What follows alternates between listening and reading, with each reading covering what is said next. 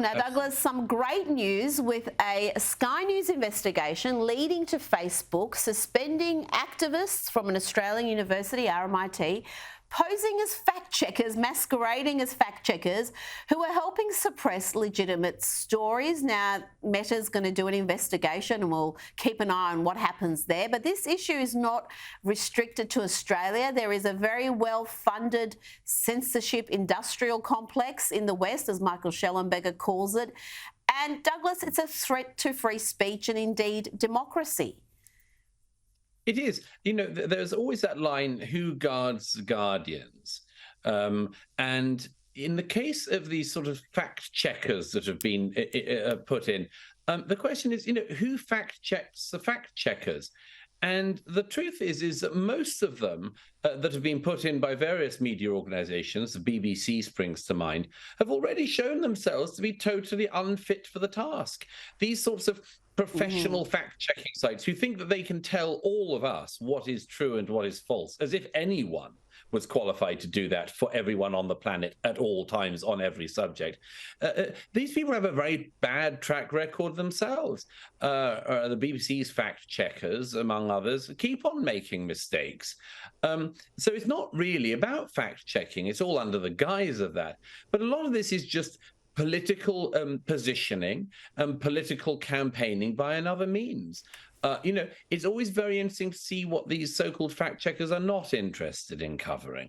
The lies and the fibs and so on that they don't bother with. I mean, we just heard that from the White House press spokeswoman. You know, she just told a total lie there. It's totally untrue what she said. Will these fact-checking sites be after her? I would have thought not, because she's on their side. They're on her side. It's only about attacking the right. Absolutely. And it's why it's so dishonest, because people who are not so politically aware, they see something called a fact check and they presume it's just the facts. It's completely unbiased and down the line, and it's not. They've basically taken their activism and put a fact check title on it. Now, before we get to Prince Harry, I've got a clip of him I want to show you. I want to speak about this story of ignorant ideologues in the school system. This story has gone mad in the US. 12-year-old Colorado student Jaden was kicked out of class for displaying the Gadsden flag on his backpack, which triggered educators who told Jaden he would not be allowed to return to class because the "Don't Tread on Me" patch may be problematic for other students because of its origins with slavery. Here is a teacher talking to the child's bewildered mother. The reason we do not want the flag displayed is due to its origins with slavery and slave trade. That is what was, that's the reasoning behind them not displayed. The Gadsden flag. The "Don't Tread on Me." Douglas, this is a depressing state of affairs. Yes, it is. I mean, ignorance piled upon ignorance. The teacher in question doesn't know what she's talking about. She thinks it's just a sort of conversation ender if she says erroneously, you know, slavery. You know, good luck with this boy and his mother. The mother of this boy I brought him up to stick to his guns.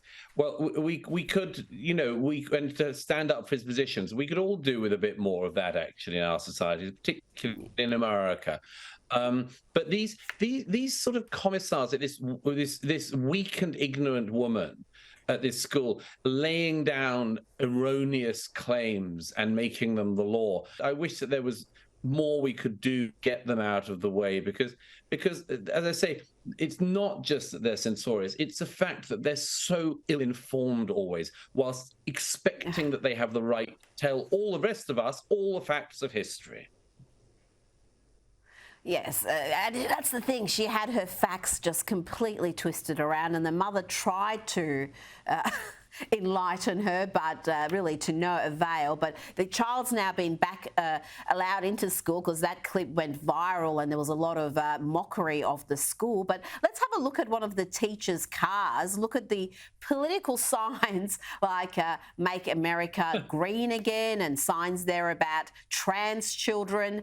But Don't Tread on Me patch is apparently controversial. Give me a break. But I do feel sorry for this poor kid because as brave as he is and he's said he's going to stick to his guns, he's not going to be bullied, he's talking about now he's eating lunch alone, playing chess by himself because the other kids are kind of picking on him for taking a stand. So that's quite sad that he's paying a price personally for knowing history.